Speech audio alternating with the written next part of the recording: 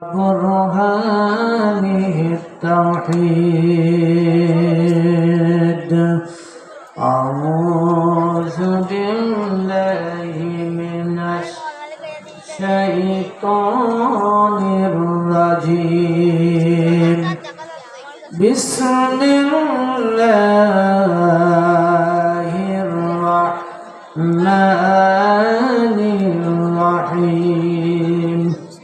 يا أيها الرسول بلغ ما أنزل إليك من ربك. الله أكبر. بسم الله الرحمن الرحيم.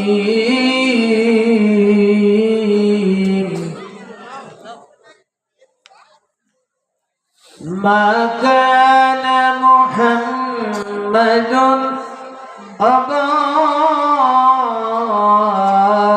أحد من رجالكم ولكن رسول الله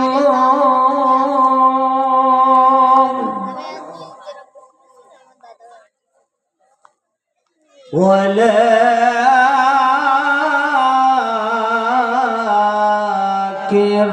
رسول الله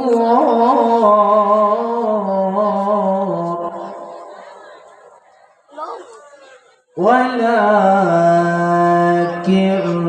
رسول الله وخاتم النبيين.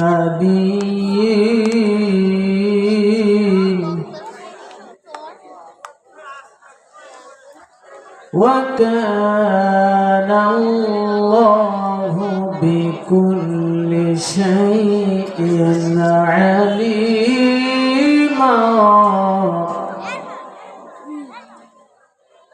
يا أيها الذين آمنوا اذكروا الله. يا أيها الذين آمنوا اذكروا الله.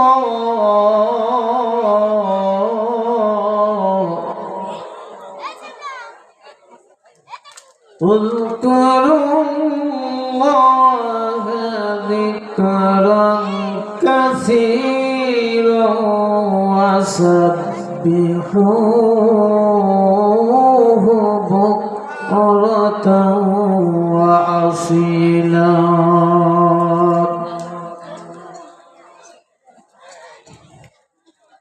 قال رسول الله صلى الله عليه وسلم: من قرأ القرآن فاستجاح له فحل حلاله وحرم حرامه ودخله الجنة وشفعه في عشرة من أهل بيته كلهم قد وجبت له النار. وقال تعالى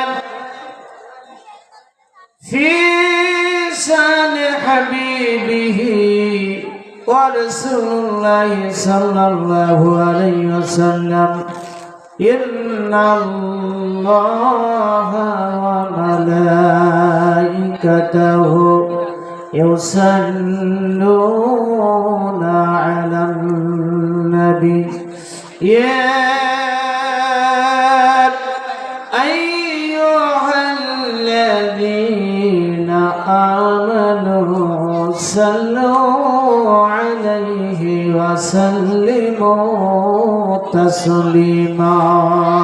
اللهم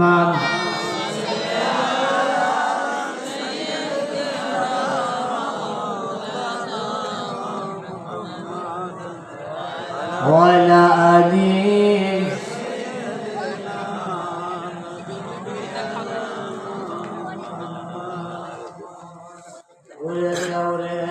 ما في الهوى جاوري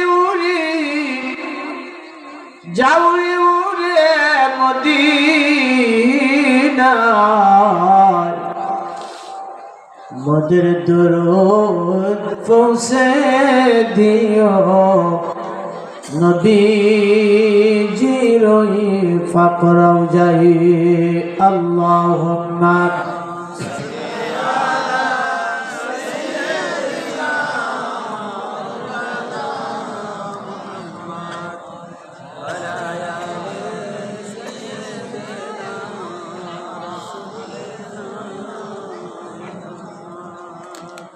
ওরে বনের যত পশু ভক্তি করত দুই চরণ মেঘমালাই ছায়া দিত গায় গো নবীজি কোন সাধনে পাইব তোমায় কোন সাধনে পাইব তোমায়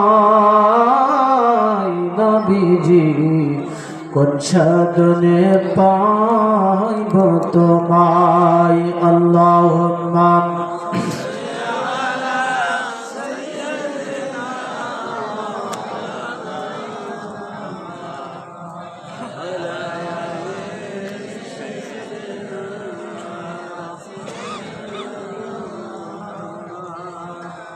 প্রেম যদি করবি রে মন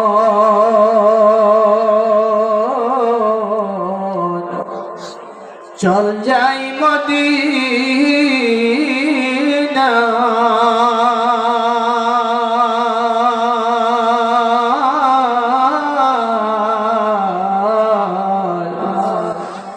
জিন্দা নবী ঘুমিয়ে আছে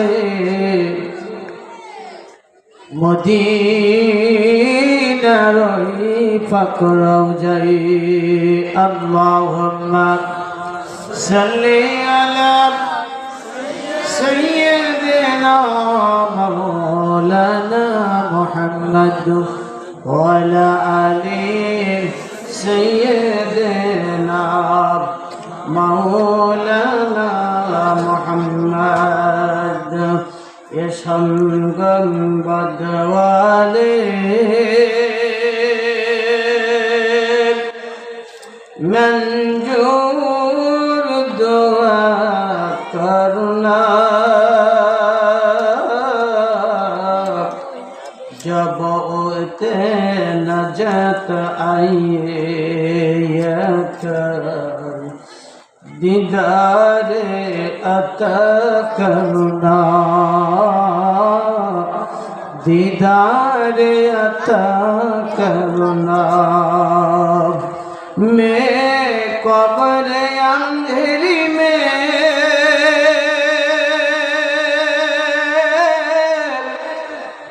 घबराऊंगा जब तन्हा इमदाद मेरी करने अजन या रसूल अल्लाह इमदाद मेरी करने अजन या रसूल अल्लाह अजन या रसूल अल्लाह अल्हम्दुलिल्लाह কেমন আছেন আপনারা দারুস সুফা নুরানিয়া কওমিয়া হাফিজিয়া মাদ্রাসা এতিমখানা গঙ্গানন্দপুর মাঠুয়াপাড়া ঝিকরগাছা যশোর নবম বার্ষিকী তাফসীরুল কোরআন মাহফিল আয়োজিত অনুষ্ঠিত আজকের এই মাহফিলের সম্মানিত সভাপতি সাহেব মোহাম্মদ ইব্রাহিম হোসেন সভাপতি অত্র মাদ্রাসা আল্লাহ সভাপতি সাহেবের নিয়ে খায়াত দারাজ করুন পরিচালনায় মাওলানা মোহাম্মদ মনিরুল ইসলাম মুহতামিম অত্র মাদ্রাসা আল্লাহ কবুল করেন আলোচনা পেশ করেছেন মাওলানা হাফেজ মাওলানা ইমাম হুসাইন খুরনাম আল্লাহ কবুল করুন। হযরত মাওলানা একেএম সাইফুল ইসলাম আল্লাহ কবুল করে নিন। আলোচনা পেশ করে আপনাদেরকে ইতিপূর্বে ধন্য করেছেন, সুললিত কণ্ঠে বয়ান করেছেন বিশিষ্ট বাগ্মী, বিশিষ্ট ইসলামী চিন্তাবিদ হযরত মাওলানা আব্দুল মুকিত সাহেব দামাত বারাকাতুহুম, অন্যান্য উলামায়ে কেরাম, উপস্থিত আজকের মাহফিলের প্রধান আকর্ষণ সম্মানিত শ্রোতা মণ্ডলী, আমার মুহিব্বিন, পাশে অবস্থানরত মা ও বোনেরা, সাংবাদিক বন্ধুগণ, মিডিয়ার কর্মীবৃন্দ, সর্বস্তরের সুধীজন, আসসালামু আলাইকুম ওয়া রাহমাতুল্লাহি তাআলা বারাকাতুহু। আল্লাহর দরবারে শুকরিয়া যে মহান আল্লাহ সুবহানাহু ওয়া তাআলা আমাদের কবুল করেছেন, আজকের এই মাহফিলে আসার তৌফিক দিয়েছেন। মনিবের দরবারে শুকরিয়া জ্ঞাপন করছি। সকলে বলছি আলহামদুলিল্লাহ। কোরআনের মাহফিলে আসতে পেরে খুশি না বেজার?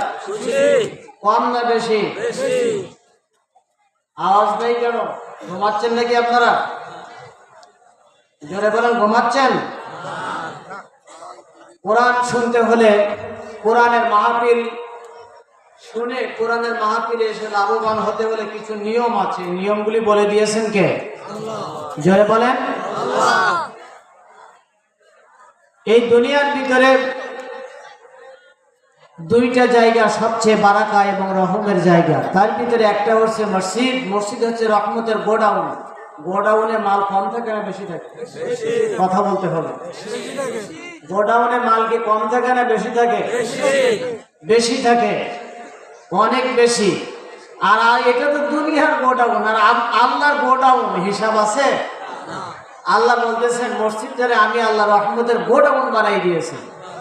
এই গোডাউনের ভিতরে যারাই একবার ঢুকবে, রহমতে হাবুর মুখে রহমের এই দরিয়ায় গোসল করে পাপের কালিমা সব কিছু সাফ হয়ে ভরপুর সফল এবং ভরপুর বারাকা নিয়ে সে রহমতের গোডাউন থেকে বেরিয়ে বাড়ি। অথচ দুঃখজনক, আমরা সেই রহমতের গোডাউন নামক এই মসজিদে আমরা যেতে চাই না। কথা ঠিক কিনা? আর একটা হচ্ছে কোরআনের মাহফিল, আর একটা কোথায়? জোরে বলেন। কোরআনের মাহফিল। কোরআনের মাহফিল হচ্ছে ফাদিলাতুল কোরআনুল কারীম। প্রেমিক যেমন প্রেমিকার সঙ্গে কথা বলে, এই কথা বলতে বলতে মোবাইল আর ভালো লাগে না, তখন প্রেমিক বলে এইভাবে আর ভালো লাগে না, আর কতদিন এইভাবে বলবো, কাছে আসো। প্রেমিকা বলে প্রেমিককে আমারও ভালো লাগে না, একটু কাছাকাছি আসো, এক জায়গায় বসে একটু গল্প করলে, আলাপ সালাপ করলে ভালো লাগবে। বলে কি বলে না? কোরআন যখন পড়া হয়, আল্লাহর সঙ্গে প্রেমের আলাপ হয়। কথাটি বলেছেন নবী সাল্লাল্লাহু আলাইহি ওয়াসাল্লাম। বান্দা ইদখুল ইয়াসজুদুন, বান্দা যখন নামাজের সিজদায় যায়, সে আল্লাহর সঙ্গে প্র্যাকটিক্যালে আল্লাহর কুদরতি পায়ের উপরে সিজদা দেয়। আল্লাহ তার কুদরতি হাত বুলিয়ে মাথায় বান্দাকে বলে, বান্দারে আমার কুদরতি পায়ে সিজদায় মস্তক অবনত করলি, তুই প্রমাণ করলি এই পৃথিবীতে কারণ গোলামি করিস না, একমাত্র আমি আল্লাহর গোলামের পরিচয় দিলি, আমি আল্লাহর গোলামি করলি, এই জন্য আমি আল্লাহ খুশি হইয়া তোর জিন্দেগীর গুনাহগুলি মাফ করে দিলাম। এইখানে কোনো কথা চলবে না, কথা বলেন না। এখন যদি কেউ দান করতে চান আমার বয়ানের ভিতরে করবেন না, আমি একটা সময় দেব, সেই সময় করবেন। কোরআনের মাহফিলে এই ডিস্টার্ব করবেন না, বরকত কমে যাবে, আল্লাহ পাক নারাজ হয়ে যাবে। আল্লাহ রাব্বুল আলামিন কোরআনুল কারীমের ভিতরে বললেন, ওয়াইদা কুরিয়াল কুরআনু ফাসতামিউ লাহু ওয়া আমসিতু লাআল্লাকুম তুরহামুন। যখন কোরআন তেলাওয়াত করা হয়, যখন কোরআন পাঠ করা হয়, তখন তোমরা কান লাগিয়ে রাখো। কে বলেছেন? কোরআন তেলাওয়াতের সময়, কোরআন শোনার সময় কান লাগিয়ে রাখা আল্লাহ ফরজ করে দিয়েছেন। আবার পরবর্তীতে আল্লাহ বললেন, আর তোমরা চুপ থাকবে, ওয়ানসিতুম লাআল্লাকুম তুরহামুন। তোমরা চুপ থেকে যদি কোরআন শুনতে পারো, এখানে আল্লাহ দুইটা ফরজ করেছেন, একটা কান লাগিয়ে কোরআন শোনা ফরজ, আর কোরআন তেলাওয়াতের সময়, কোরআন শোনার সময় চুপ থাকাও ফরজ করেছেন কে? কান লাগিয়ে রাখা ফরজ আর চুপ থাকা ফরজ, দুই ফরজ। এতদিন আমরা এই আয়াত আমরা অনেকবার পড়েছি, শতবার পড়েছি, কিন্তু আয়াতের অর্থ, এর ব্যাখ্যাটা আমরা অনুধাবন করি নাই। এই জন্য বাংলার জমিনে হাজারো মাহফিল হয়েছে, কিন্তু আমাদের আমলের তেমন একটা পরিবর্তন দেখা যায় নাই। এই জন্য আজকের এই কোরআনের মাহফিল থেকে একটা আয়াতের অর্থের ব্যাখ্যা যদি আপনারা নিতে পারেন, ইনশাআল্লাহ তাআলা আপনাদের জীবনটা অনেক পরিবর্তন হয়ে যাবে। আল্লাহ পাক ভরপুর রহম ও সফলতা দিয়ে জীবনকে আল্লাহ ধন্য করে দিবে। আরে কয়টা ফরজ? একটা হলো কান লাগিয়ে রাখা, দুই নম্বর হলো চুপ থেকে কোরআন শোনা। যদি দুই ফরজ আপনি আদায় করতে পারেন, আল্লাহ রাব্বুল আলামিন ওয়াদা করলেন, লাআল্লাকুম তুরহামুন, আমি আল্লাহ কোরআন শ্রবণকারী ওই বান্দার উপরে আমি আল্লাহ রহমত নাযিল করে দেব। এর পরবর্তীতে আল্লাহ পাক বললেন, ইন্না ফী যালিকা লাযিকরা লিমান কানা লাহু কলবুন আও আলকাস সামআ ওয়া হুয়া শাহীদ। এই কোরআনের মাহফিল দিয়ে সবাই লাভবান হতে পারে না, কোরআনের ওয়াজ দ্বারা সবাই উপকৃত হতে পারে না। যাদের মধ্যে তিনটা বৈশিষ্ট্য আছে, কোরআনের ওয়াজ দ্বারা, কোরআনের মাহফিল দ্বারা তারাই উপকৃত হয়, লাভবান হতে পারে। এক নম্বরে যারা কোরআনের ওয়াজগুলি, কোরআনের কথাগুলি যারা অন্তর দিয়ে অনুধাবন করবে, দুই নম্বর যারা কান দিয়ে শুনবে, তিন নম্বর উপস্থিত হবে ওই জায়গায় যেখানে কোরআনের মাহফিল স্টেজে প্যান্ডেল করা হয়েছে। এই তিনটা শর্ত মেনে যারা কোরআন শুনতে পারবে, আল্লাহ রাব্বুল আলামিন এদের জিন্দেগীর গুনাহগুলি মাফ করে দিবে। দুনিয়া থাকার জায়গা না,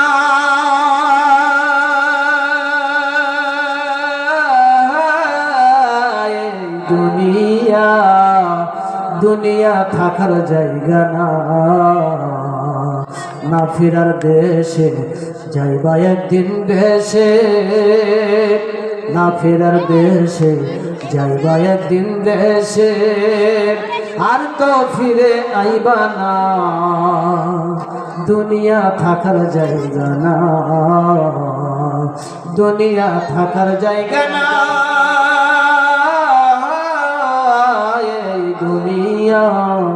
দুনিয়া থাকার জায়গা না। বন্ধুরা আমার, বলিলা তার কোনো কথা নাই। সরাসরি আমরা এখন কোরআনের একটা আয়াতের আমি তাফসীর করব, একটা আয়াতের উপরে যতটুকু কনফিডেন্স আছে। আমি এখন 11টা বাজে, আমরা 12টা টার্গেট রাখবো, 12টায় আমরা একটা আয়াতের উপরে 12টা পর্যন্ত তাফসীর করতে চাই। রাজি আছেন নাকি আপনারা? কারা কারা রাজি আছেন? আল্লাহকে হাত তুলে দেখাইয়া দেন। আল্লাহর রহমের ফেরেশতা কুদরতি ক্যামেরা দিয়ে ছবিগুলো উঠায় নিয়ে জোরে বলেন আমিন। একটা ঘন্টা আপনাদের কাছে দাবি করব আজকে। কত ঘন্টা? 1 ঘন্টা। 11টা বাজে, 12টায় আমরা প্রোগ্রাম শেষ করার নিয়ত রাখি। বাকি আল্লাহ ভরসা, ইনশাআল্লাহ। পারবো না বন্ধুরা আমার? খুব বেশিক্ষণ কথা বলা যাবে না, কারণ এত বেশি রাত জায়গা পড়েছে এই বছর। অক্টোবর থেকে শুরু করে এই পর্যন্ত প্রত্যেক রাতে প্রোগ্রাম। এই জন্য আমি বেশিক্ষণ কথা বলবো না। আজকের আমার মাহফিল ছিল কিশোরগঞ্জে, কিন্তু এই মাদ্রাসার মুহতামিম সাহেব অনেক দাবি করছে যে আমাদের এখানে এই নুরানি হেফজখানা, আমি আবার এতিমখানা, হেফজখানা এগুলোর প্রতি বেশি প্রাধান্য দিয়ে থাকি, যেহেতু এখান থেকে একজন আলেম বের হয়ে তারা এই দেশের মাটিতে দ্বীনের দাওয়া তারা এটা প্রচার করবে। আলহামদুলিল্লাহ, একটা হাফেজ যদি কবুল হয়ে যায়, এলাকাবাসী ধন্য গোটা এই জনপদ আলহামদুলিল্লাহ আল্লাহ কবুল করে নেন। বন্ধুরা আমার, একটা আয়াতের উপরে আমি আলোচনা করবো, যে আয়াত পড়েছিলাম মনে আছে তো আপনাদেরকে? এই আয়াতটা আমার সঙ্গে একটু পড়ুন। কোরআনের একটা আয়াত যদি কেউ পড়ে, নবীজি বলেছেন একটা আয়াত পড়লে 100 রাকাত নামাজ পড়ার চেয়ে নফল নামাজের চেয়ে সওয়াব আল্লাহ তার আমল নামায় দান করে দিবেন। আল্লাহ রাব্বুল আলামিন বললেন, আমার সঙ্গে পড়ুন, ইয়া আইয়ুহার রাসূল বাল্লিগ মা উনসিলা ইলাইকা মির রাব্বিক। আল্লাহু আকবার। হে আমার রাসূল, তোমার প্রতিপালকের নিকট হইতে তোমার প্রতি যা অবতীর্ণ হয়েছে তা প্রচার করো। ইমাম বুখারী বলছেন, নবীজি বলেছেন, ইমাম বুখারী বলছেন, যদি নাকি নবীজি কোরআনের দাওয়াতগুলি মানুষের কাছে পৌঁছায় না দেয়, তাহলে রেসালাতের নিয়ম ভঙ্গ হবে। এই জন্য আল্লাহ আয়াত নাজিল করে নবীকে সতর্ক করেছেন, নবী গো, রেসালাতের নিয়ম যেন ভঙ্গ হয়ে না যায়, তোমার রেসালাত যেন ভঙ্গ না হয়ে যায়। এই জন্য আমি আল্লাহ তোমার পরে যে কোরআন নাজিল করেছি, কোরআনের দাওয়াত মানুষের কাছে পৌঁছায়া দাও। ওয়া আমিনু বিমা নুজিলা আলা মুহাম্মদ। আল্লাহ কোরআনের মধ্যে বললেন, আমি আমার নবীর পরে যে কোরআন নাজিল করেছে এই কোরআনের উপরে তোমরা ঈমান আনো। কার কথা? আল্লাহর কথা। আয়াত নাজিল হয়ে গেল, গভীর মনোযোগ। আল্লাহ নবী ডাক দিয়ে বলল, আমার আবু বকর, কই আবু বকর, রেডি হয়ে নাও, প্রস্তুতি নাও। আল্লাহ আয়াত নাজিল করেছেন, এই মুহূর্তে আমাদেরকে বেরিয়ে যেতে হবে। বাল্লিগ মা উনজিলা ইলাইকা। এই আবু বকর, আপনার নয়, এই মুহূর্তে কোরআনের দাওয়াত নিয়ে মানুষের কাছে পৌঁছায় দেওয়া লাগবে। আবু বকর বলল, ইয়া রাসূলুল্লাহ, সর্বপ্রথম কার কাছে যাবেন? আল্লাহ নবী বলল, আবু বকর, এই মুহূর্তে আমাদেরকে আবু জেহেলের কাছে দাওয়াত নিয়ে যেতে হবে। আর কাছে যেতে হবে? খুব গভীর, অত্যন্ত গভীর লব্ধ একটা তাফসীর এবং নতুনত্ব। অনেক কিছু এর থেকে আপনারা জানতে পারবেন, ইমানের খোরাক হয়ে যাবে ইনশাআল্লাহ তাআলা। একটা আয়াতের উপরে কথা বলবো 1 ঘন্টা ইনশাআল্লাহ। কয় ঘন্টা? 1 ঘন্টা। আল্লাহ নবী হযরত আবু বকরকে বলল, আবু বকর, তুমি তৈরি হয় না, আমরা আবু জাহেলের বাড়িতে যে এখন দাওয়াত দেব। আবু বকর রেডি। আল্লাহ নবী আবু বকরকে নিয়ে আবু জাহেলের বাড়িতে যেয়ে বলল, ও আবু জাহেল, তুমি বাড়ি আসো নাকি? আবু জাহেল বলল, কে?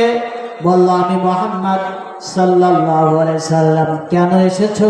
আল্লাহ নবী বলল, চাচা, আজকে তোমার জন্য দামি একটা উপহার নিয়ে এসেছি। কি নিয়ে এসেছি? ভালো করে শুনবেন, ডাইরেক্ট কোরআন থেকে, যেহেতু তাফসীর মাহফিল, আমরা কোরআন থেকে কথা বলবো। কি নিয়ে এসেছি? দামি উপহার নিয়ে এসেছি। কে বলতেছেন? এ কথা বলছেন কে? নবীজি বলতেছেন, তোমার জন্য আজকের একটা দামি উপহার নিয়ে এসেছি। আল্লাহ নবী বলল, চাচা, বাইরে বেরিয়ে আসো, তোমার জন্য দামি উপহার নিয়ে এসেছি, এই উপহারটা গ্রহণ করো। আবু জেহেল তড়িঘড়ি করে বিবিকে ডাক দিয়ে বলল, বিবি রে, আমার ভাতিজা জীবনে মিথ্যা বলে নাই, আমার জন্য উপহার নিয়ে আসছে, জলদি করে ঘরের দরজা খুলে দে, আমার জামা দে, আমি গাই দিয়ে ভাতিজার কাছ থেকে আগে উপহারটা আমি নিয়ে নেই। আল্লাহু আকবার। আসলে উপহার কি? আবু জেহেল মনে করছে একটা নবী উপহার দিবে, আর নবী যা উপহার দিবে আবু জেহেল এটা স্বপ্নেও কল্পনা করে না। কষ্ট হচ্ছে আপনাদের? আল্লাহ নবী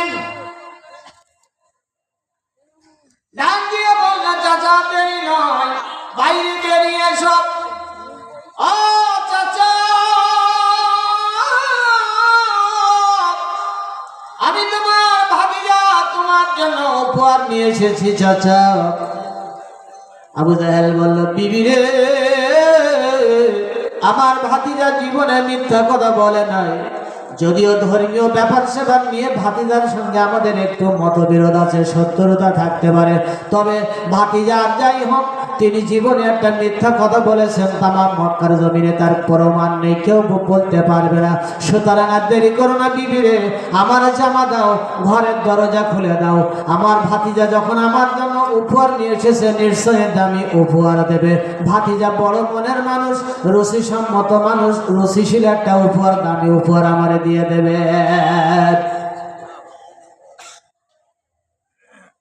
আল্লাহর নবী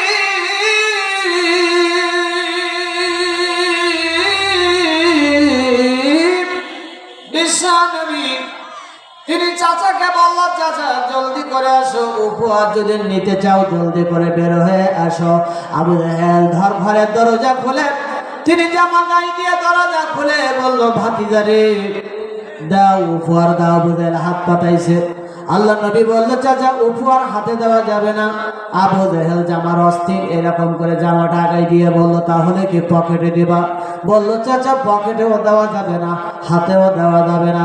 আবু জাহেল বলল, তাহলে উপহার যদি অনেক বড় হয়, অন্তত একটু অপেক্ষা করে ঘরের থেকে একটা থইলে নিয়ে আসি। থইলে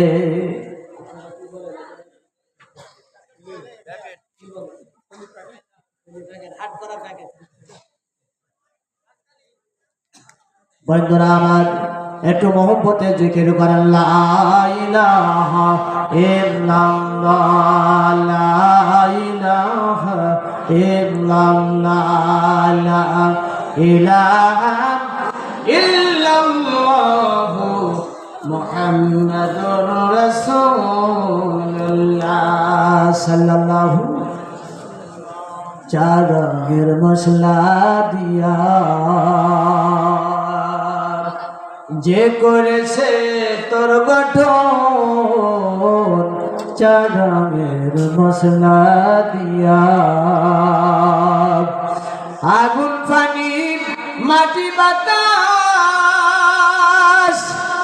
একযোগে করিয়া প্রকাশ।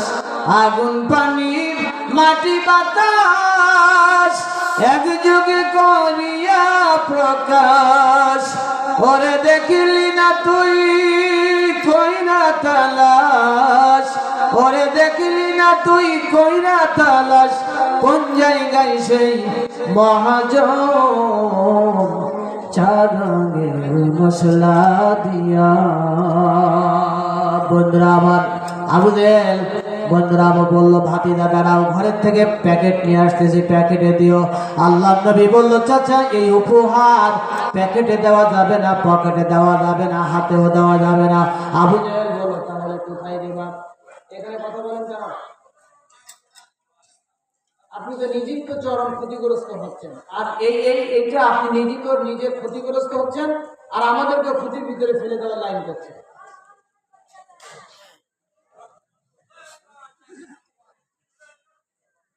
বন্ধুরা আমার, এর পরবর্তীতে আবু জাহেল আল্লাহ নবী বলল, চাচা এই উপহার প্যাকেটে দেওয়া যাবে না, পকেটে দেওয়া যাবে না, তাহলে কিসে দেবা? তখন আল্লাহ নবী বলল, চাচা এই উপহারটা আমি তোমার কানে দিতে চাই। কানে? কোথায়? যখন কানে দিতে চেয়েছে তখন আবু জাহেল বুঝতে পারছে ভাতিজা কি বলতে চাইছে। আবু জাহেল ডাক দিয়া বলল, ভাতিজা আমি বুঝতে পেরেছি, নতুন করে আমার বোঝানো লাগবে না। তুমি উপহার আমার কানে দিবার, কানে শুনাইবা, তার মানে তোমার প্রতি নাজিলকৃত এই কোরআনের তেলাওয়াত শুনাইবারে ভাতিজা। তার দরকারও হবে না, কষ্ট করে তোমাকে কোরআন শোনানো লাগবে না, কারণ তুমি হয়তো জানো না, তুমি যখন তোমার ভাঙ্গা কুটিরে রাত্রে কোরআন তেলাওয়াত করো, আমি আবু জাহেল ওই দূরে পাথরের আড়ালে লুকায়া লুকায়া আমি সারা রাত তোমার কোরআন তেলাওয়াত শুনে রে ভাতিজা। আজকের দিনের বেলায় নতুন করে আমার বাড়ির ঘরের দরজায় দাঁড়ায়া কোরআন তেলাওয়াত কইরো না রে ভাতিজা। তোমার কাছে অনুরোধ করতেছি, চলে যাও, তুমি কোরআন তেলাওয়াত করা লাগবে না। তুমি যে আমার বাড়ির ঘরের দরজার সামনে কোরআন তেলাওয়াত যদি করো, এই আওয়াজ শুই না আমার যত কর্মী আছে তারা আইসা আমার নেতাগিরি কিন্তু ছুইটা যাবে।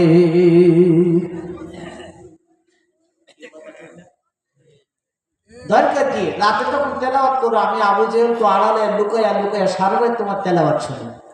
এই দিনের বেলায় কষ্ট করে শোনান লাগতো না। আল্লাহ নবী বলল, চাচা শোনা লাগবে। নবী কি বলছে জোরে বলেন। আল্লাহ নবী বলল, চাচা শোনা লাগবে। আবু জেহেল বলল, না লাগবে না, আমি শুনবো না। আল্লাহ নবী বলল, চাচা আমি যাব না, আমি দুইটা সূরা তোমার জন্য নিয়ে এসেছি। দুইটা সূরার তেলাওয়াত তুমি তেলাওয়াত শুনবে না যতক্ষণ তোমার বাড়ি থেকে কদম নাড়াবো না ততক্ষণ। আবু জেহেল বলল, ভাতিজা যদি সহজে না যাও আমি তোমার ঘাড় ধাক্কা দিয়া ধাক্কাইতে ধাক্কাইতে আমার বাড়ির উঠান থেকে তোমারে কিন্তু আমি রাস্তায় উঠাইয়া দেব। আল্লাহ নবী বলল, চাচা যদি তোমার গায়ে সেই শক্তি থাকে তাহলে তুমি পরীক্ষা করে দেখতে পারো।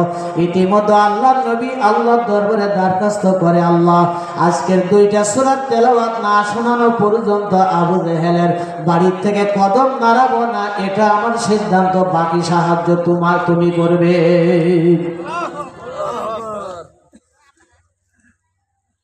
আল্লাহ নবী বলল, চাচা আমি দুইটা সূরা তেলাওয়াত করব, এই দুইটা সূরা তেলাওয়াত না করা পর্যন্ত তোমার বাড়ি থেকে একটা কদম নাড়াবো না। আবু জেহেল চিন্তায় পড়ে গেছে, ওরে আর মুহাম্মদ তুমি মনে করলাম তুই একটা আয়াত পড়বা, কিন্তু এখন বলছো দুইটা সূরা তেলাওয়াত করবা, আমি তো বিপদে পড়ে যাব। আমার কর্মীরা শুনতে পাইলে আমি বিপদে পড়বো, আমার নেতাগিরি থাকবে না। আল্লাহ নবী বলল, চাচা আমি জানি তুমি খুবই চালাক একটা বাটপার টাইপের লোক, আজকের যদি তোমার বাড়িতে কোরআন তেলাওয়াত না করি, দাওয়াত না দেই, কিয়ামতের দিন আল্লাহ যখন তোমারে ধরে জাহান্নামে দেবে, ওই সময় তুমি ডাক দিয়ে বলবে, তোমার নবী মুহাম্মদকে তুমি নবুয়ত দিয়েছিলে, রাসালাত দিয়েছিলে, কিন্তু উনি কোনদিন আমি আবু জেহেলের বাড়িতে যাই নাই, আমাকে ঘৃণা করেছে। আমি আবু জেহেলের বাড়িতে কোরআনের দাওয়াত দেই নাই, কোরআনের তেলাওয়াত শোনাই নাই, কোরআনের দাওয়াত দেই নাই। এই জন্য ও চাচা আমি জানি কিয়ামতের দিন তুমি বাটপাড়ি কইরা আমি নবীকে তুমি আল্লাহর কাছে অভিযোগ দায়ের কইরা আমাকে বিপদে ফেলবা, এই জন্য আমার ওটা জানা আছে, এই জন্য আমি তোমার বাড়িতে কোরআনের দাওয়াত নিয়ে এসেছি। এই আয়াতের তাফসীর থেকে আমাদের জানা থাকা দরকার, শিক্ষা নিতে হবে। প্রত্যেকটি মানুষের কাছে কোরআনের দাওয়াত পৌঁছায় দেওয়া লাগবে, এটা রিসালাতের দায়িত্ব ছিল। কথা ঠিক কিনা বলেন? এবং ইমাম বুখারী তিনি বলছেন এই আয়াতের তাফসীরের ভিতরে, ইমাম বুখারীর এখানে একটা কোটেশন এসেছে, তিনি বলছেন আল্লাহ পাক বলছেন, ডাইরেক্ট বলবেন যে হাবিব তুমি যদি কোরআনের দাওয়াত যদি মানুষের কাছে না পৌঁছাও তাহলে তুমি তোমার রিসালাতকে ভঙ্গ করবে। কত বড় কথা, কি মারাত্মক কথা, কি ওয়েটফুল কথা আল্লাহ বলেছেন তার হাবিবের সামনে। এই জন্য যে যার জায়গায় আছেন আপনি একটা আয়াত জানেন, ওই একটা আয়াত আপনার নিকটস্থ, সে যে মানের যে তরিকার ফেরিকার মতকের মত পার্থক্যের যে দলের হোক তার কাছে কোরআনের দাওয়াত পৌঁছাতে হবে। কি কথা ঠিক আছে? আমি ওর কাছে যাবো না, ঘৃণা করবো, এইরকম মানসিকতা নবীর থাকলে নবী আবু জেহেলের বাড়িতে দাওয়াত নিয়ে যাইতে পারে। তাহলে আমাদের কি করতে হবে? যে দলের হোক তার কাছে কোরআনের দাওয়াত, কালেমার দাওয়াত পৌঁছে দেওয়া লাগবে। আজকের এই কোরআনের আয়াত থেকে এই শিক্ষা, এই তাফসীর থেকে শিক্ষা নিতে হবে। কথা ঠিক কিনা বলেন? মজা আছে, একটু অপেক্ষা করেন। এরপরে ওমরের ঘটনা আমার কাছে দরখাস্ত করেছে কেউ সুমাইয়ার ঘটনা। আপনি বহু বছর আগে ওয়াজ করেছেন, সারা পৃথিবী ভাইরাল। সুমাইয়ারা শোনেন না আমার ওয়াজ? মোবাইলে শুনেছেন না? দেখি লাস্টের দিকে কি করা যায়, চেষ্টা করবো নি নাকি আজকের আবার শোনাইব, অসুবিধা কি? বন্ধুরা আমার, আবু জেহেল বলল, ভাতিজা আমার বাড়ি থেকে বেরিয়ে দাও, নাইলে গলা ধাক্কা দিয়ে বের করে দেব। আল্লাহ নবী বলল, আর আপনি কারীম তুমি আমারে সাহায্য করো। আল্লাহ ডাক দিয়ে বলল, জিবরাইল জলদি করে চলে যা আবু জেহেলের বাড়ি। আমার হাবিবকে নাকি আবু জেহেলের মতো এরকম একটা বাদে স্বভাবের মানুষ ঘাড় ধাক্কা দেবে, আমার হাবিবের ঘাড় ধাক্কা দিয়ে বের করে দেবে, এত বড় সাহস আবু জেহেলের। এই জন্য জিবরাইল তুমি চলে যাও, তুমি যে আমার হাবিবের পাটা জমিনের সঙ্গে তুমি জমায়ে দিয়ে দাও, জমিনের সঙ্গে জমায়ে দিয়ে দাও। যেমন নাকি আপনার ফিলার যেমন জমিনে বৈশা যায়, কারেন্টের খাম্বা যেমন বৈশা যায়, এরকম করে আল্লাহর পক্ষ থেকে জিবরাইল এসে নবীর কদমটা আবু জেহেলের বাড়ির উঠানে এরকম করে আপনার সেটিং করে দিয়েছে।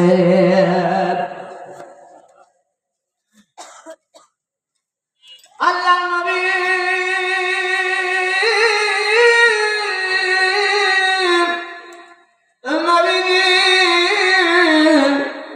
দাঁড়িয়ে তিনি বলল, চাচা লাভ নাই। আবু জেহেল এসে নবীর গলা ধরে ঘাড় ধরে এদিকে লক্ষ্য করে, এইভাবে হুজুরের দিকে তাকায় আছেন, এইভাবে ঘাড় ধরে আবু জেহেল যখন ধাক্কাইতেছে, ঘাড় ধরে ধাক্কাই, কিন্তু আমার নবীকে জিবরাইল তো পা জমিনে একেবারে সেটিং করে দিয়েছেন খাম্বার মতো, পিলারের মতো করে। এত ধাক্কা দেয় নবীজির এক চুল পরিমাণ নাড়াইতে পারে না। ইয়া ইলাহি या इलाही तो मेरा सत्तार है, या इलाही तो मेरा गफ्फार है, या इलाही तो मेरा सत्तार है, या इलाही तो मेरा गफ्फार है। बंधुरा এর পরবর্তীতে আবু জেহেল ধাক্কাইতেছে, কিন্তু নবীজির এক চুল পরিমাণ নাড়াইতে পারে না, সরাইতে পারে না। আবু জেহেল বলল, ভাতিজা এটা কি দেখতেছি, আমার এত শক্তি বাহুতে, কিন্তু তোমার ধাক্কা দিয়ে তো এক চুল পরিমাণ নাড়াইতে পারি না। আল্লাহ নবী বলল, চাচা আমি তো পূর্বেই বলেছি, আমি 2টা সূরা তেলাওয়াত শেষ হবে না যতক্ষণ কদম নাড়াবো না ততক্ষণ। তুমি চেষ্টা করো তামাম মক্কার সব মানুষদেরকে যদি আজকের একত্রিত করে, আজকের যদি ধাক্কা দাও এক চুল পরিমাণ নাড়াইতে পারবা না। কয়টা সূরা? 2টা সূরা। বন্ধুরা আমার, কোন সেই 2টা সূরা? 2টা সূরা তেলাওয়াত হবে। আল্লাহ নবী তেলাওয়াত করতেছে, চাচা 2টা সূরা তেলাওয়াত। প্রথম যে সূরাটা নবী যে তেলাওয়াত করলেন, আবু জেহেল এবার বলল, ভাতিজা কোন সেই 2টা সূরা তেলাওয়াত করবে একটু শোনাও। আবু জেহেল তখন তিনি দাঁড়ায় আছে, আল্লাহ নবী তেলাওয়াত করতেছেন, বিসমিল্লাহির রাহমানির রহিম, আলাম তারা কাইফা ফাআলা রাব্বুকা বিআসহাবিল ফিল, আলাম ইয়াজআল কাইদাহুম ফি তাদলিল।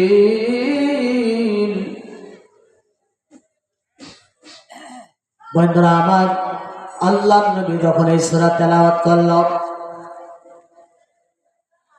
আবু জাহেল বলল, মুহাম্মদ তুমি এই সূরা কেন তেলাওয়াত করলে? আরো তো অনেকগুলি সূরা ছিল, এই সূরার ভিতরে তো হস্তি বাহিনী, জালিম বাচ্চা কর্তৃক, আব্রাহর বাচ্চা কর্তৃক হস্তি বাহিনী দিয়ে কাবা ঘর ভাঙার ঘটনা উল্লেখ আছে। কিন্তু ভাতিজা তুমি কেন এই সূরা তেলাওয়াত করলা? আল্লাহর নবী বলল, চাচা সূরার ভিতরে শিক্ষা আছে। আবু জাহেল বলল, তুমি কেমনে জানলে? তোমার জন্মের বহু পূর্বে এই যে কাবা ঘর ভাঙার ঘটনা, এইটা তোমার জন্মের বহু পূর্বের ঘটনা, এইটা তুমি কেমনে জানলে? আল্লাহ নবী বলল, চাচা এটা আমার আল্লাহ ওহীর মাধ্যমে আমারে জানাই দিয়েছে। মা ইয়ানতিকু আনিল হাওয়া ইন হুয়া ইল্লা ওয়াহয়ুন ইউহা। আমার নবীকে ওহীর মাধ্যমে আল্লাহ সব জানায় দেয়। জোরে বলেন সুবহানাল্লাহ। এরপরে আল্লাহ নবী তিনি বলল, চাচা এত বড় বাচ্চা, এত বড় সংখ্যক, এত সংখ্যক, এত অস্ত্র, এত সৈন্য দিয়েও আল্লাহর ঘর কাবা ঘর ভাঙতে পারেন নাই।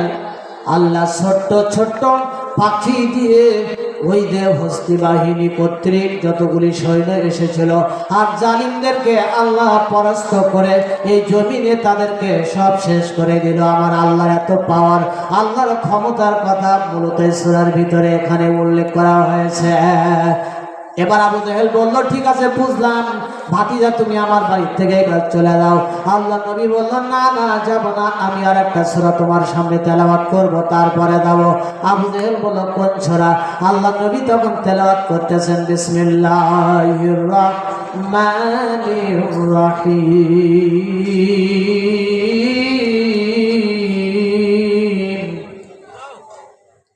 তাব্বাত ইয়াদা আবি লাহাবিন ওয়া তাব, মা আগনা আনহু মালুহু ওয়া মা কাসাব। আল্লাহু আকবার বলেন। ধ্বংস হোক আবু লাহাবের দুই হাত এবং তার অর্জিত সম্পদ তার কোনো কাজে আসবে না। আল্লাহ নবী যখন এই সূরা তেলাওয়াত করতেছে, আবু জেহেল তখন এক দৌড় দিয়া আবু লাহাবের বাড়িতে যেয়ে বলল, আবু লাহাব, সর্বনাশ, মোহাম্মদ এখনো আমার বাড়ির উঠানে দাঁড়াই আছে, আমি এত ধাক্কা দিলাম সরাইতে পারি না, সরেও না, নড়েও না, চড়েও না, আমার ঘরের দরজার সামনে দাঁড়াইয়া দাঁড়াইয়া দুইটা সূরা তেলাওয়াত করেছে, তার ভিতরে একটা সূরা তেলাওয়াত এখনো চলতেছে, সূরার ভিতরে মোহাম্মদ বলতেছে, ধ্বংস হোক আবু লাহাবের দুই হাত। যখন এই কথা শুনেছেন আবু লাহাব হাউ মাউ করে তখন কান্নাকাটি শুরু করে দিয়েছে। ডাইরেক্ট কোরআনের আলোচনা, আপনাদের কষ্ট হচ্ছে নাকি? সুবিধা হচ্ছে? বহুদিন পরে এসেছি, বহুদিন পরে এসেছি, আজকের অন্তত একটু তাফসীরও শোনাইবো, কিছু ঘটনাও শোনাইবো, কি ঠিক আছে না? যেহেতু তাফসীর মাহফিল নাম দিয়েছেন, একটু তাফসীরও শুনতে হবে আমাদেরকে। তাফসীরে বরকত আছে না নাই? আবু লাহাব তখন হাউমাউ করে কান্দে। আবু জেহেল বলছে, আবু লাহাব কান্দো কেন? বলে, বাপ মোহাম্মদ তুমি জানো না, আবু জেহেল তুমি জানো না, মোহাম্মদ জীবনে কোনোদিন মিথ্যা কথা বলে না। মোহাম্মদ যে কথা বলেছে এটা সত্য আর সঠিক। মোহাম্মদ যদি বলে থাকে তাহলে ধ্বংস নিশ্চিত। সুতরাং নবীদের ভবিষ্যৎবাণী 3 মাসের মধ্যে জমিনে বাস্তবায়ন হয়ে যায়। আমার জন্য কত বড় দুর্ভাগ্য। ওরে আবু জেহেল, মোহাম্মদ যখন বলেছে আমি তো ধ্বংস হয়ে যাব, এই জন্য আবু লাহাবের করোনা ভাইরাসের রোগ হয়েছিল। এটা অনেক স্কলারদের একই মত। আবু লাহাবের এমন একটা রোগ হয়েছিল তার শেষ বয়সে, যে রোগের কারণে বন্ধুরা আমার তার সমস্ত গায়ে ঘা হয়ে গিয়েছিল। তার পরিবারের লোকগুলি তারে নিয়ে ওই যে জঙ্গলি এলাকায় মরুভূমির ভিতরে ওখানে রেখে এসেছিল। দূর থেকে তারে রুটি আর খাবার ছেলে ছেলে নিক্ষেপ করতো, মাগার তার কাছে যাইতো না।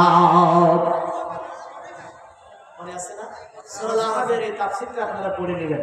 আমার ওই আলোচনাটা না, এই যে আলোচনা, মজার আলোচনা ধরেছি, এইটা শেষ করতে পারবো না, টাইম তো 1 ঘন্টা নিয়েছি। বন্ধুরা আমার, গভীর মনোযোগ। এরপরে আবু জেহেল বলতেছে, কাঁদতেছে, খুব কান্দে, বলে মোহাম্মদ যা বলেছে ওর প্রত্যেকটি কথা দলিল ভিত্তিক, অথেন্টিক দলিল ভিত্তিক, যা বলে তাই হয়। সুবহানাল্লাহ। আবু লাহাব বলল, কিন্তু আমি মোহাম্মদকে ভালোবাসি, মোহাম্মদকে আমি বড় হৃদয় দিয়ে ভালোবাসি। বলল, কেন ভালোবাসো? মোহাম্মদ তোমার ধ্বংস কামনা করে, আবার তুমি ভালোবাসো? বলল, মোহাম্মদ ধ্বংস কামনা করে নাই, মোহাম্মদের রবের পক্ষ থেকে এই সূরা আয়াত নাযিল হয়েছে, এখানে মোহাম্মদের কোনো দোষ না। তবে একটা কথা শোনো, ওরে আবু জেহেল, আমি মোহাম্মদকে ভালোবাসি, তার কারণ হলো 9টা। কয়টা কারণ? জোরে বলেন, কয়টা? আমি 9টা কারণে মোহাম্মদকে ভালোবাসি।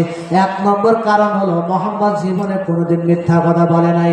2 নম্বর কারণ হলো মোহাম্মদ জীবনে কোনোদিন আমানতের খেয়ানত করে নাই। 3 নম্বর কারণ হলো মোহাম্মদের হাত দ্বারায় কোনো মানুষের ক্ষতি হয় নাই।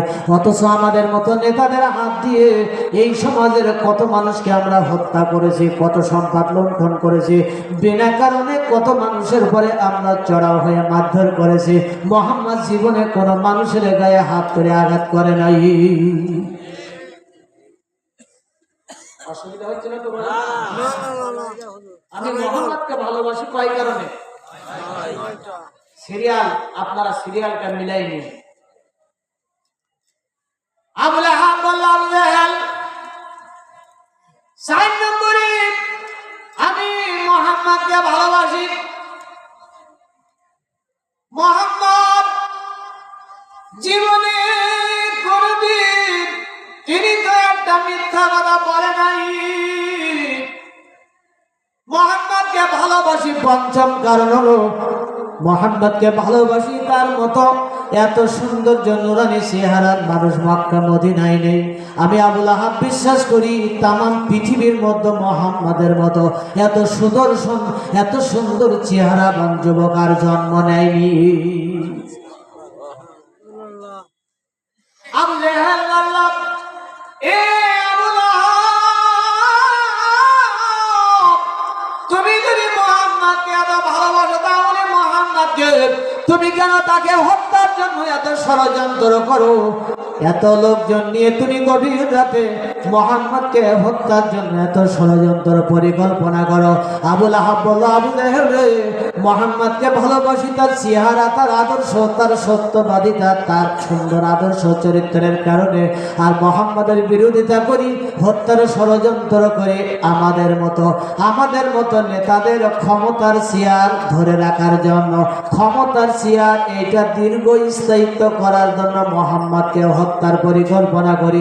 কারণ হলো মোহাম্মদকে যদি হত্যার পরিকল্পনা করে হত্যা না করি, মোহাম্মদ যদি তার আদর্শের কথা, তার গুণাবলীর কথা মানুষের কানে পৌঁছাই দিতে পারে, তাহলে এই মক্কার মানুষগুলি আমাদের কেউ নেতা মানবে না, সব মোহাম্মদের দলভুক্ত হয়ে যাবে।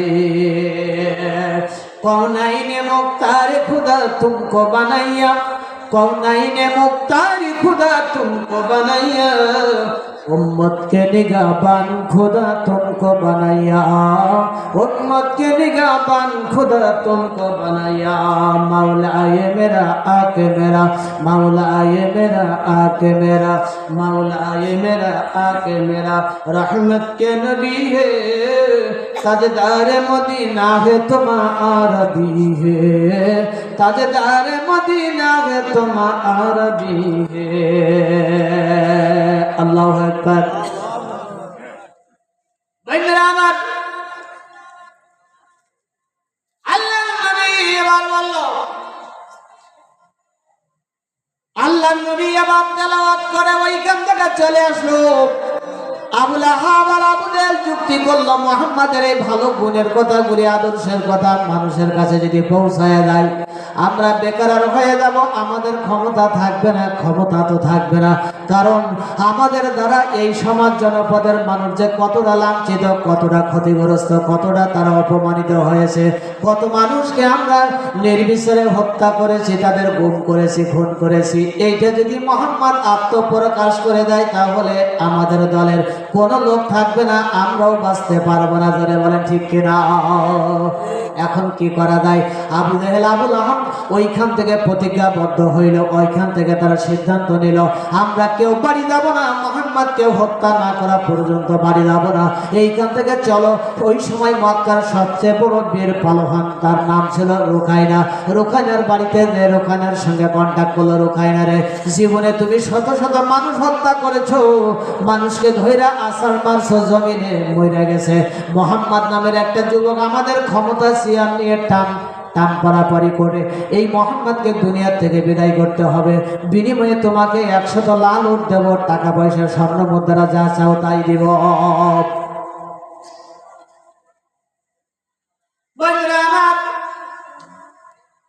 আবু জেহেল আবুল আহাব তারা রুকাইনার বাড়িতে চলে গেছে। রুকাইনার বাড়িতে ওই রুকাইনার কন্টাক্ট দিল। রুকাইনা বলল, জীবনে কত মানুষ মারলাম, কিন্তু এতগুলি উট, এত টাকা পয়সা কেউ দিতে চাইলো না, কেউ দেয়ও নাই। মুহাম্মদ এমন কি ব্যক্তি যারা হত্যা করতে পারলে তোমরা উঠে পড়ে লেগেছো যে যত অর্থ সম্পদ যা চাইবো তোমরা তাই দিবাই, 100 লাল উট দেওয়ার প্রস্তাব তোমরা দিয়ে বসে আছো। বিষয়টা কি? বললো, ওটা তোমার বিষয় না, তোমার বিষয় হলো আগামীকাল যাবে, আগামীকাল যায় তুমি ওই জাবালে নূরের পাশে ওইখানে মুহাম্মদ থাকবে, তুমি যায় মুহাম্মাদের সঙ্গে বহাস করবা, মুহাম্মাদের সঙ্গে কুস্তি করলে লড়বা, কুস্তি লইরা মুহাম্মদকে ধইরা তুমি যেইভাবে ওকে টাসার জমিনে মারলেই মরে যাবে। মুহাম্মদ একদিন 2 দিন না খেয়ে থাকে, মুহাম্মদের গায়ে তেমন কোনো শক্তিও থাকে না।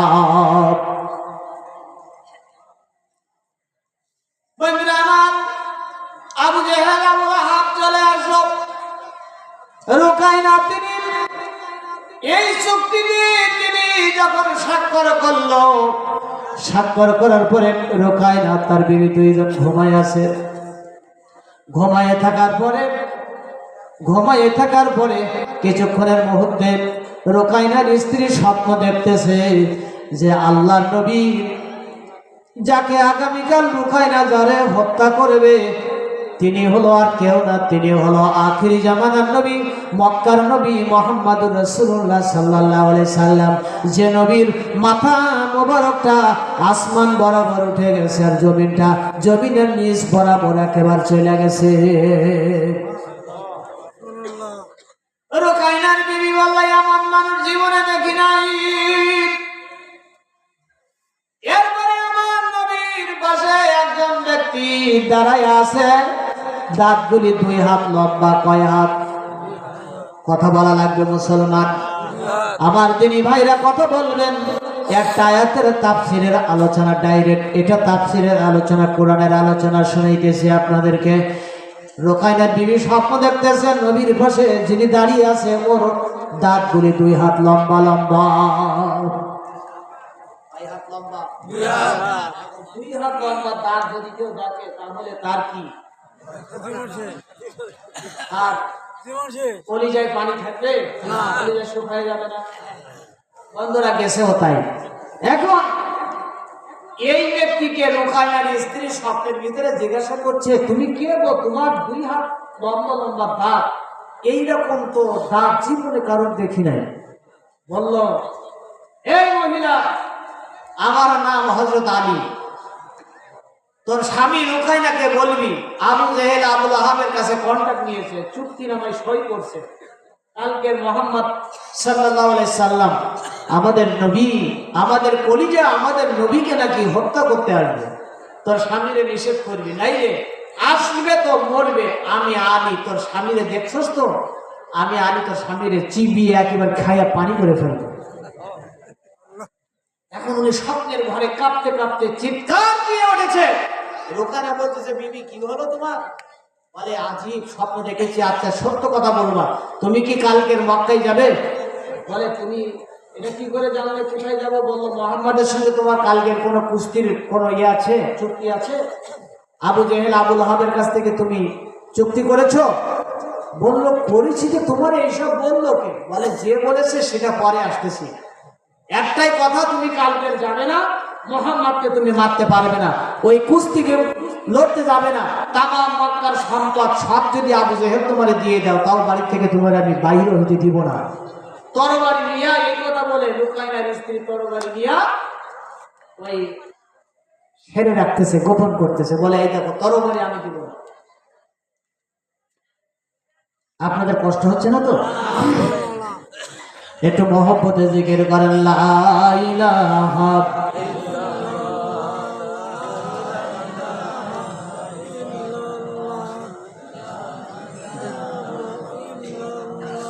লা ইলাহা ইল্লাল্লাহু মুহাম্মাদুর রাসূলুল্লাহ সাল্লাল্লাহু। ওরে বনের যত পশুগণ ভক্তি করত 2 চরণ, মেঘমালাই ছায়া দিত গাই গো নবীজি। কোন সাধনে পাইব তোমায়, কোন সাধনে পাইব তোমায় নবীজি, কোন সাধনে পাইব তোমায়। মহব্বতে লা ইলাহা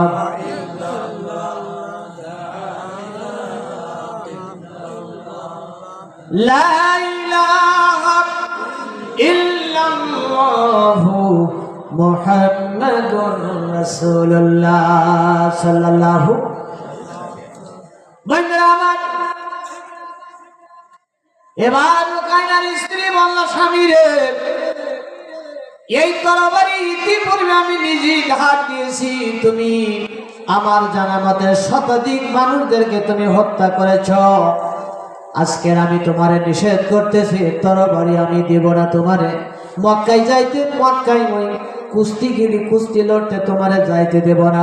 তামাম মক্কার সম্পদ সব যদি তোমারে দেয়, তারপরেও তোমারে আমি ঘরের থেকে বের হতে দেব না। কারণ ওই যে আলী, আমি দেখেছি 2 হাত পরিমাণে তার দাঁত। আলী আমাকে ডাইরেক্ট নিষেধ দিয়ে দিয়েছে, তুমি যদি ওখানে যাও তাহলে আলী তোমারে চিবিয়ে চিবিয়ে খেয়ে একেবারে হজম করে ফেলবে।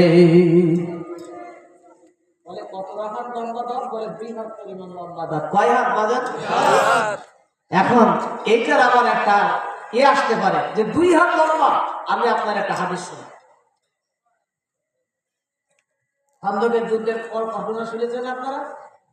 1 মিনিট এটা গেলে তাফসীর বুঝতে সুবিধা হবে। এই খন্দকের যুদ্ধে যখন আল্লাহ রাসূল সাহাবীদের নিয়ে যুদ্ধে গেল, এই খন্দকের যুদ্ধে যে যখন আপনার খাল খনন করে যুদ্ধের সবকিছু যখন প্রস্তুতি নিচ্ছিল, সময় লাগলো। সাহাবীরা বলল, হুজুর কয়েকদিন হলো আমরা তো মেসওয়াক করতে পারি না, বিশ্রাম করার দরকার নাই, কিন্তু একটু মেসওয়াক করার দরকার ছিল। হুজুর বলল, ঠিক আছে, আসরের নামাজের পরে তোমরা মেসওয়াক করবে। খেজুরের ডালা দিয়ে সাহাবীরা মেসওয়াক করতেছে। কি দিয়া? খেজুরের ডালা দিয়ে মেসওয়াক করতেছে। আবু জেহেল, আবু সুফিয়ান ওই দূরে পাহাড়ের এই পাথরের আড়ালে লুকায়া তারা দেখতেছে, হাই হাই রে সর্বনাশ, এরা কি করে মুহাম্মদ সাল্লাল্লাহু আলাইহি ওয়াসাল্লামের অনুসারীরা। আবু জেহেল চিৎকার করে, আবুল আহাব, উতবা, সাইবা, সুফিয়ান, এদিকে আয়। কি হয়েছে? কয় যুদ্ধ করা যাবে না, যুদ্ধ করা যাবে না, পিঠের চামড়া থাকবে না, সব মরে যাবে। কেন? ওই যে মুহাম্মদের অনুসারীরা আস্ত খেজুর গাছ তুলে মেসওয়াক করতেছে। হাতে কি? হাতে হচ্ছে খেজুরের ডাল। আল্লাহ দেখাইছে কি? আল্লাহ দেখাইছে কি? খেজুরের গাছ। তাও বলতেছে আবু জেহেল, আবু লাহাব বলতেছে, ওরে আল্লাহ, এ কি দেখি, এ আশ্চর্য ব্যাপার, এ তো শুধু খেজুরের গাছ না, খেজুর গাছের শিকড় সুন্দর তুইলা দাঁত মারতেছে, মেসওয়াক করতেছে। ওপরে মেসওয়াক, খেজুর গাছের গোড়া দিয়ে মেসওয়াক করতেছে, নিচে খেজুর গাছের শিকড় সব ঝুলতেছে। কোনো যুদ্ধ করা যাবে না, বাঁচতে যদি চাই যুদ্ধর চিন্তা বাদ দাও। এদের সঙ্গে যুদ্ধ করলে একটারও চামড়া থাকবে না, জাগাই মেরে ফেলবে সব। যুদ্ধ ছাড়াই বিজয়। আলহামদুলিল্লাহ বলেন। এভাবে করে আল্লাহ ইসলামের বিজয় দিয়েছেন। সুবহানাল্লাহ বলেন। নাসরুম মিনাল্লাহি ওয়া ফাতহুন কারীব। কোরআনের আয়াত, আল্লাহর সাহায্য যখন আসবে, মুমিনদের নিশ্চিত বিজয় জমিনে, কেউ ঠেকাইতে পারবে না। এটা আজকে পার্টিকুলারলি আল্লাহ দেখাই দিয়েছেন বাংলাদেশের মানুষদেরকে। জোরে বলেন সুবহানাল্লাহ। বন্ধুরা আমার, এরপরে আবু জাহেল, এবার দেখেন